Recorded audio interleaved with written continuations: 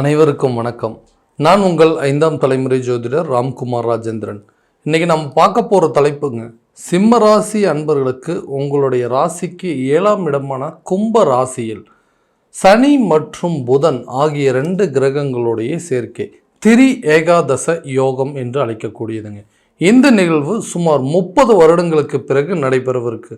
இந்த நிகழ்வானது 2025 பிப்ரவரி மாதம் தொடங்கவிருக்குங்க. ஸோ சிம்மராசி அன்பர்களுக்கு இந்த திரி ஏகாதச யோகம் எந்த விதமான அற்புதங்கள் மற்றும் சிறப்புகள் கொடுக்க போகுது அப்படிங்கிறத தெளிவாகவும் துல்லியமாகவும் இந்த காணொலியில் பார்க்கலாங்க. நம்ம சேனலை ஃபஸ்ட் டைம் பார்க்குறோன்னா அந்த சப்ஸ்கிரைப் பண்ணிக்கோங்க, பெல் பட்டனை கிளிக் பண்ணி ஆல் அப்படிங்கிற ஆப்ஷன் கொடுத்துக்கோங்க. சிம்மராசி அன்பர்கள் சூரிய பகவானை அதிபதியாக கொண்டவர்கள், எந்த ஒரு விஷயத்திலும் நிர்வாகத்திறனையும் தலைமை பண்பு வகிக்கணும் அப்படிங்கிற ஒரு எண்ணத்தை கொண்டவர்கள், எல்லாருக்கும் உதவி செய்யக்கூடிய ஒரு மனப்பான்மைங்க. நம்மள்கிட்ட உதவின்னு கேட்டுட்டாங்கன்னா நமக்கு இல்லைன்னா கூட அவங்களுக்கு எடுத்து கொடுத்துரும். ஸோ அந்த அளவுக்கு, அதாவது என்றைக்குமே மற்றவங்களுடைய தயவுல தான் வாழக்கூடாது அப்படின்னு முழுமையாக நம்பி வாழ்க்கையை வாழ்ந்துட்டு இருக்கக்கூடிய நபர்கள், இளம் வயதிலிருந்தே குடும்ப சுமைகளை ஏற்று தாங்கி கொண்டு வாழக்கூடிய நபர்கள் அப்படின்னே சொல்லாங்க. ஸோ எல்லா விஷயத்தையுமே பார்த்து செய்வாங்க. தனக்கு ஒரு விஷயம் பிடிச்சிருச்சு, தனக்கு ஒரு விஷயம் முடிவு ஆயிடுச்சு அப்படின்னு சொன்னால் கண்டிப்பாக அதில் ரொம்ப பிடிவாதத்தோடு நிற்கக்கூடியவர்கள், ரொம்ப கௌரவத்தன்மை கொண்டவர்கள். தன் கௌரவத்துக்கு ஒரு தலை குனிவு அப்படின்னு சொன்னால் கண்டிப்பாக அந்த இடத்துல அடுத்த நிமிஷம் மறுபடியும் நிற்கவே மாட்டாங்க. அந்தளவுக்கு வைராக்கியத்திற்கு கட்டுப்பட்ட நபர்கள். இந்த நபர்களுக்கு கடந்த சில காலகட்டங்களாக பார்த்திங்க அப்படின்னா எல்லா விஷயமும் எல்லா விதத்துலேயும் ஏமாற்றங்களை மட்டுமே சந்திச்சுட்டு இருந்தாங்க. ஸோ வரக்கூடிய காலகட்டங்கள் ஏதாவது ஒரு விதத்தில் மாற்றங்கள் இருக்காதா, இந்த கிரக அடைவுகள் கிரக பயிற்சிகள்லாம் சொல்கிறாங்க, அது ஏதாவது நமக்கு ஒரு ஃபேவராக இருக்குமோ அப்படின்னு கேட்டு எதிர்பார்த்துட்டு வாழ்க்கையை கொண்டு போயிட்டுருக்கோங்க. ஸோ இதுக்கு மேலேயாவது ஏதாவது மாற்றங்கள் நிகழுமோ அப்படின்னு கேட்டிங்கன்னா, இந்த 7ஆம் இடம் என்று சொல்லக்கூடிய, அதாவது வரக்கூடிய 2025 பிப்ரவரி மாதம் உங்களுடைய ராசிக்கு கரெக்டாக 7ஆம் இடத்துல இந்த சனி மற்றும் புதன் ஆகிய 2 கிரகங்களுடைய சேர்க்கை நடைபெறுகிறது. இது நீண்ட நாட்களாக இருந்து வந்த தொழில் ரீதியான தடைகள் அப்படிங்கிறது விலகுங்க. ஸோ உங்கள் தொழிலில் உங்களை விட சிறப்பாக செய்கிறதுக்கு ஆட்கள் யாருமே கிடையாது. ஆனால் அதுவே பார்த்திங்கன்னா நிறைய விஷயங்கள் அப்படிங்கிறது நீங்கள் எதிர்பார்த்தது ஒன்று இன்றைக்கி நடந்துகிட்ருக்கிறது ஒன்றுங்க. எல்லா விஷயத்திலையும் முயற்சிகள் அனைத்தும் தடையப்பட்டுகிட்டே இருக்குங்க. எந்த விஷயத்துலையும் என்னால் சக்ஸஸ் பண்ண முடியல. ஒரு காலத்தில் எல்லாத்துலேயுமே தொட்ட காரியங்கள் எல்லாமே வெற்றி அடைஞ்சிட்டே இருந்தது. நான் கடந்த சில காலகட்டங்களில் பார்த்திங்க அப்படின்னா என்னால் எந்த விஷயத்துலையும் அடுத்த அடி எடுத்து வைக்க முடியலைங்க. நான் ஒன்று நினச்சி பண்ணுறேன், ஆனால் அது வேறு விதத்தில் நடந்துகிட்ருக்கு. எதனால் இந்த ஒரு தடுமாற்றம், எந்த இடத்துல நம்ம மிஸ்டேக் பண்ணிகிட்ருக்குறோன்னு தெரியாமையே நிறைய விஷயத்தை போராடிட்டுருக்குறேங்க. கூட இருக்கக்கூடிய நபர்களாக இல்லை ஒரு கூட்டாளிகளாக நண்பர்கள் மூலமாகவா யாருனாலும் இந்த பிரச்சனை நடந்துகிட்ருக்கு அப்படிங்கிறது என்னால் ஐடென்டிஃபை பண்ணவே முடியலைங்க. யோசித்து நிறைய குழப்பங்கள் தான் ஜாஸ்தியாகிட்டுருக்கு. ஸோ இனி அந்த மாதிரி பிரச்சனைகள் நான் வெளியே வரணும், என் கூட இருக்கிறவங்களால் ஏதாவது பாதிப்புகள் இருக்கா அப்படிங்கிறது நான் தெளிவாக தெரிஞ்சுக்கணும் அப்படின்னு யோசிச்சிங்கன்னா இந்த காலகட்டங்கள் அதற்கு ஒரு அருமையான காலகட்டங்கள். ஸோ தொழிலை கரெக்டான விதத்தில் நடத்த முடியுங்க. உங்கள் தொழிலில் உங்களால் மட்டும்தான் பண்ண முடியும் அப்படிங்கிறதையே காட்டக்கூடிய ஒரு காலகட்டமாக இருக்க போதுங்க. எல்லா விஷயமும் உங்களுக்கு சாதகமான சூழல் அப்படிங்கிறது சாதகமான சூழ்நிலையாக தான் அமைய போகுது. இந்த காலகட்டங்களில் தொழில் ரீதியாக எடுக்கக்கூடிய முயற்சிகள் நல்லா இருக்குங்க. பார்ட்னர்ஷிப் மூலமாக இது வரைக்கும் என்னென்ன பிரச்சனை இருந்ததோ அந்த பார்ட்னர்ஷிப் பிரச்சனையெல்லாம் தீரப்போகுதுங்க. பழைய பார்ட்னர்ஸை ஒதுக்கிட்டு புதுசாக சில பார்ட்னர்ஸை ஆட் பண்ணுறதுக்கான சுச்சுவேஷன் அப்படிங்கிறது உங்களுக்கு வருங்க. கண்டிப்பாக பார்ட்னர்ஷிப் பிஸ்னஸ்னு நல்ல ஒரு சக்ஸஸ் கொடுக்கறதுக்கான வாய்ப்புகள் அப்படிங்கிறது உருவாக்குங்க. அடுத்ததாக இந்த வேலை ரீதியாக இருக்கக்கூடிய முயற்சிகள், வேலை ஒரு இடத்துல என்னால் நிலையாக இருக்க முடியல, ஏன்னா எங்கே போனாலும் ஹார்ட் ஒர்க் பண்ணுவோங்க, எனக்கு என்னை நம்பி எவ்வளோ பெரிய பொறுப்பு வேணாலும் ஒப்படைக்கலான்னு சொல்லுவாங்க. ஆனால் இப்போ கொஞ்ச நாளில் பார்த்தீங்கன்னா ஒரு விஷயத்தை என்கிட்ட கொடுக்கறதுக்கு ரொம்ப தயங்குறாங்க. என்னுடைய தகுதியா இல்லை என்னுடைய அந்த தடுமாற்றமாக எது என்னை இந்த அளவுக்கு கொண்டு போகுது. ஏன்னா எல்லா விஷயத்தையும் நல்லா பண்ணிகிட்டு இருந்தேன், நான் இருந்த லெவலுக்கெல்லாம் இன்றைக்கி நான் இருக்கக்கூடிய ரேஞ்சே வேறங்க. நான் எவ்வளோ கஷ்டத்தில் எல்லாத்தையும் எடுத்து பண்ணிகிட்ருக்கேன், இன்றைக்கி இந்த மாதிரி ஒரு சூழ்நிலையில் மாட்டிட்டேன் அப்படின்னு யோசிக்கிறவங்க, வேலை நான் ஒரு காலத்தில் நல்ல ஒரு ஜாப் நல்ல ஒரு பொசிஷனில் இருந்தேங்க, திடீர்னு இன்றைக்கி எல்லாமே தலைகீழ தான் மாறிடுச்சு, ஒன்றுமே இல்லாமல் இன்றைக்கி ஜீரோவில் இருக்கேன், கரெக்டாக ஒரு வேலையும் கிடைக்கலன்னு யோசிச்சுட்டு இருக்கிறவங்களுக்கு இந்த நேரத்தில் தொழில் ரீதியாகவும் சரி இந்த வேலை ரீதியாக சில முயற்சிகள் நல்ல பலன் கொடுக்கும். புதிய வேலை வாய்ப்பு உங்களை தேடி வருங்க.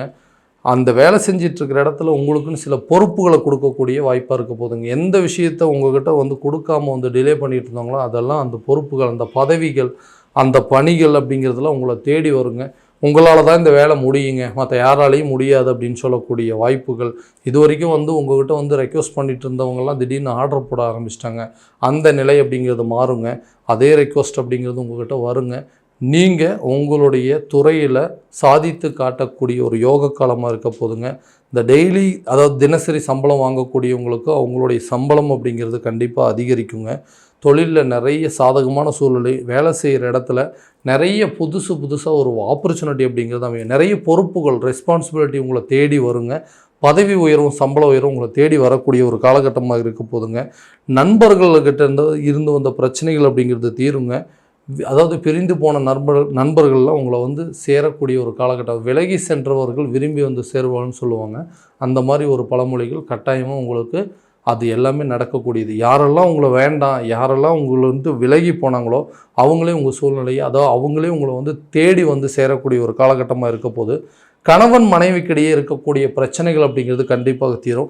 அவங்களுடைய தேவைகள் என்ன, அவங்களுடைய எதிர்பார்ப்புகள் என்ன அப்படின்னு சொல்லி அந்த தேவைகளையும் எதிர்பார்ப்புகளையும் அறிந்து அந்த தேவைகளை பூர்த்தி செய்யக்கூடிய ஒரு காலகட்டமாக இருக்க போதுங்க. கணவன் மனைவி பிள்ளைகளுக்கிடையே நல்ல ஒரு அந்யோன்யம் ஏற்படுங்க. வெளியூர் வெளிநாடு பயணங்களுக்கான முயற்சிகள் அப்படிங்கிறதெல்லாம் நல்லபடியாக இருக்கும். பிரிந்த கணவன் மனைவி கூட ஒன்று சேருவதற்கான ஒரு வாய்ப்புகள் அப்படிங்கிறது கட்டாயமாக உருவாக்கக்கூடிய காலகட்டமாக இருக்க போதுங்க. ஸோ இந்த திருமணம் சம்பந்தப்பட்ட யோகம், கலஸ்தரஸ்தானம் என்று சொல்லக்கூடிய இடத்துல இந்த நிகழ்வுங்க.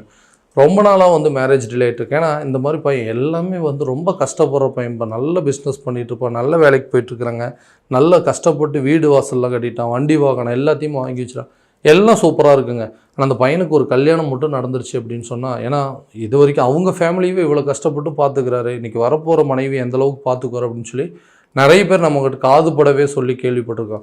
ஆனால் நமக்கு இருக்கிற ஒரே ஒரு குறைபாடு என்னென்னா கல்யாணம் அப்படிங்கிறது தான். ஸோ கல்யாணம் சம்மந்தப்பட்ட விஷயங்கள் அப்படிங்கிறது தடைப்பட்டுகிட்டே இருக்குங்க. அந்த திருமணம் சம்மந்தப்பட்ட பாக்கியம் அப்படிங்கிறது எனக்கு இருக்கா இல்லையா, எல்லாமே டிலே ஆகிட்டே போயிட்டுருக்குங்க. இப்படியே டிலே ஆகிட்டே போயிட்டு இருந்தால் ஒரு கட்டத்தில் ஏஜ் ஆயிடுச்சுங்க.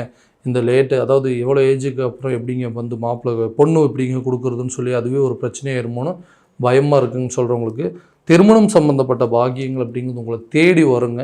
இந்த மாதிரி ஒரு பையனுக்கு கொடுத்தா கண்டிப்பாக நல்லபடியாக பார்த்துக்குவாங்க. யாரெல்லாம் உங்களை எடுத்தெறிஞ்சிட்டு போனாங்களோ அவங்களே உங்களை தேடி திருமணம் சம்மந்தப்பட்ட யோகத்தை உருவாக்கக்கூடிய நிறைய பேர்த்துக்கு திருமணம் வரைக்கும் போயிட்டு திருமணம் நின்றுருக்குங்க. அந்த விஷயங்கள் அப்படிங்கிறது கண்டிப்பாக இப்போ வரக்கூடிய காலத்தில் இந்த திருமண தடைகள் அப்படிங்கிறது விலகும். இரண்டாவது திருமணம் சம்மந்தப்பட்ட யோகங்க.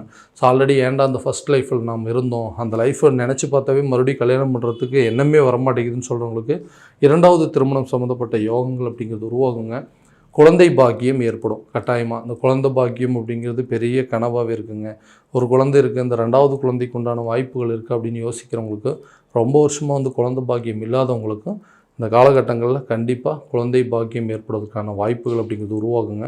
ஸோ பொண்ணுக்கு ஒரு நல்ல இடத்துல கல்யாணம் பண்ணி வைக்க முடியலையே, போன வருஷம்தான் இந்த மாதிரி நடந்துட்டு இருந்தது, இப்போ வரக்கூடிய காலத்தில் இந்த புது வருஷத்துலையாவது நல்லபடியாக நடக்குன்னா கண்டிப்பாக திருமணம் சம்மந்தப்பட்ட யோகம் எல்லாமே உருவாகுங்க. வீடு கட்டி முடிக்கக்கூடிய ஒரு காலகட்டமாக இருக்க போகுது. சொந்தமாக உங்களுக்குன்னு ஒரு வீடு கட்டுவீங்க. வண்டி வாகனம் வாங்குவதற்கான யோசனைகள் அப்படிங்கிறது மேலோங்குங்க. வாடகை வீட்டையே வாழ்க்கையை வாழ்ந்துட்டு இருந்தோம், ஒரு வீடு கட்ட ஆரம்பித்து அந்த வீட்டு வேலையும் முடிக்கலை அப்படின்னு சொல்லி எல்லாருமே நம்மளை பார்த்து கேவலமாக பேசிட்டு இருந்தாங்க. அவங்க முன்னாடி அந்த வீடு கட்டி முடித்து அந்த வீட்டில் குடியேறதுக்கான வாய்ப்புகள் அப்படிங்கிறது தான். ஒரு வண்டி வாகனம் வாங்குறதுக்கு ரொம்ப நாளாக முயற்சி பண்ணுறீங்க, அந்த விஷயங்கள் அப்படிங்கிறது உங்களுக்கு கை கொடுக்குங்க. அதாவது நிலம் சம்மந்தப்பட்ட யோகங்கள் அப்படிங்கிறதெல்லாம் கண்டிப்பாக உங்களுக்கு கிடைக்கும். ஆரோக்கியத்தில் கவனம் அப்படிங்கிறது கண்டிப்பாக வேணுங்க. ஆரோக்கியம் சம்மந்தப்பட்ட பிரச்சனைகள் அப்படிங்கிறதுலாம் கண்டிப்பாக படிப்படியாக குறையும். குழந்தைகளுடைய கல்வியிலும் சரி, இந்த ராசிக்காரர்களுடைய கல்வி சம்மந்தப்பட்ட விஷயங்களும் சரி, நல்ல ஒரு பலன் அப்படிங்கிறது கொடுக்குங்க. நட்பு ரீதியாக இருக்கக்கூடிய பாதிப்புகள் அப்படிங்கிறதெல்லாம் உங்களை விட்டு விலக போதுங்க.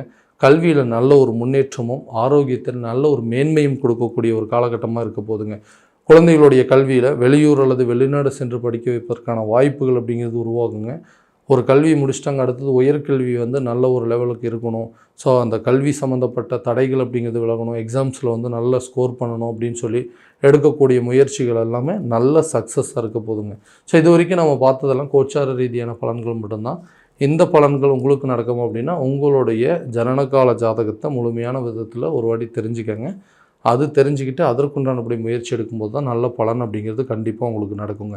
ஸோ உங்கள் ஜாதகத்தை எங்கிட்ட பார்க்கணுன்னு விருப்பப்பட்டீங்கன்னா கீழே தெரிகிற நம்பருக்கு காண்டாக்ட் பண்ணி அப்பாயின்மெண்ட் ஃபிக்ஸ் பண்ணிக்கோங்க.